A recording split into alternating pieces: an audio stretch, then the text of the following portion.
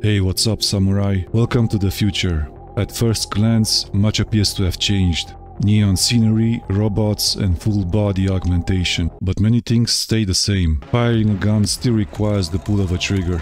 And try to walk down an empty alley at night, you will still run into the CEO of some gaming company selling you their premium battle pass and latest loot box at a discount. Story: the United States East Coast fused into a single megacity known as the Core, after the government ceded control to megacorporations, hoping they would solve the urban problems. They didn't. Instead, everything got worse. After this massive failure, the government decided that it was time to take back control, and so they established the CSA. This is where you come in. Recently saved from the weakness of flesh, your brain is now encased in the strength and certainty of steel.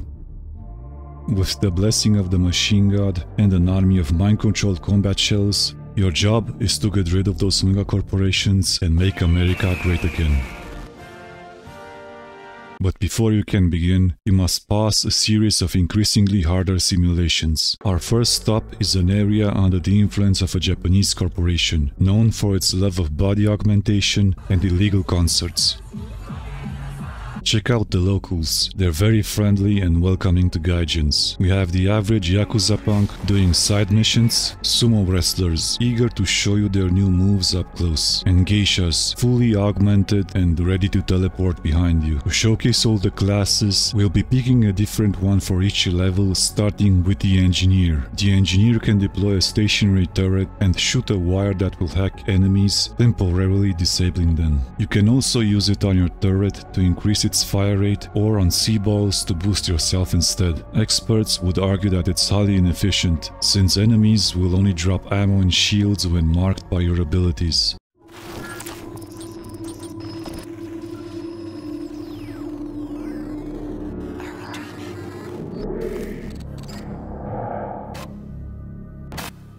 We're back online. It seems we have arrived at some kind of bar. The new software still has a couple of glitches. We'll fix them shortly. Until then, enjoy the distractions. Maybe try some karaoke. Moving on, we encounter the first boss. If you spent years studying the blade, you would know that those characters mean spider. Now, armed with that useful knowledge, we will have a clear advantage going into this fight. The first thing to notice is the giant glowing weak spot that's begging to be shot. Second is the health bar, which is split into 3 sections, which also indicates the phase the boss is currently in.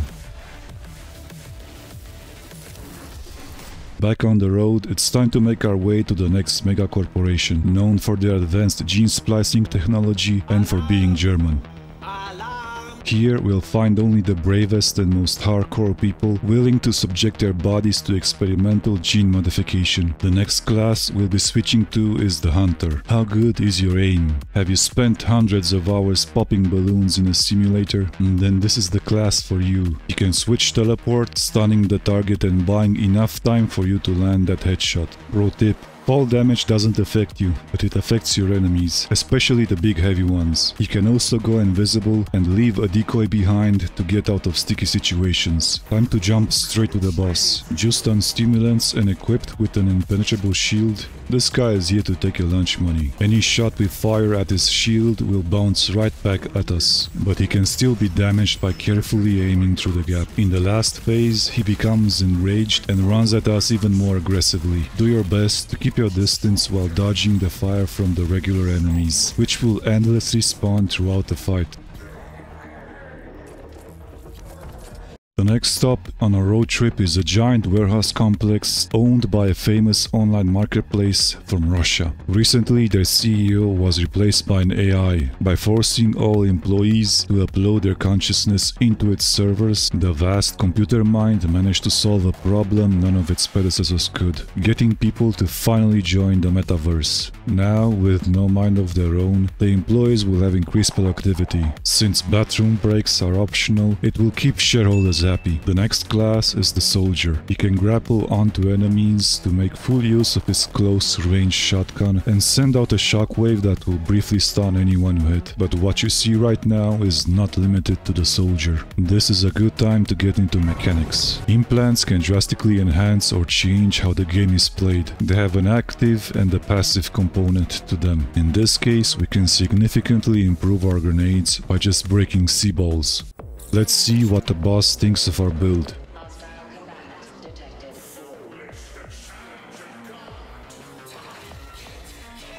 This fight eventually becomes an obstacle course, where you have to dodge lasers and homing rockets. It's unfortunate we won't get to see much of it.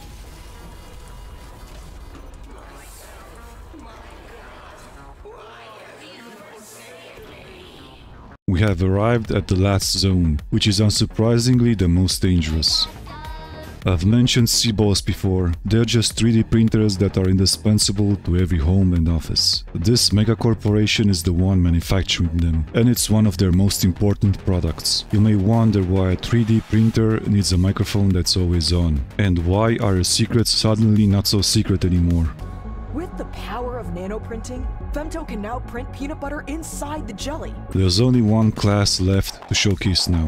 The Juggernaut has a high-powered rocket fist, which is great for punching enemies and getting around faster. He also has a shield that will block any frontal damage while it's raised. If your aim is bad, you will enjoy this class a lot. I know I did. This level also introduces a new mechanic. The elevator has 7 stops, with 6 mini-bosses, one waiting for you on each floor. Clearing a floor will reduce the health of the final boss by 20%, but doing that is optional, and if you're feeling confident you can jump straight to the top floor to fight the final boss.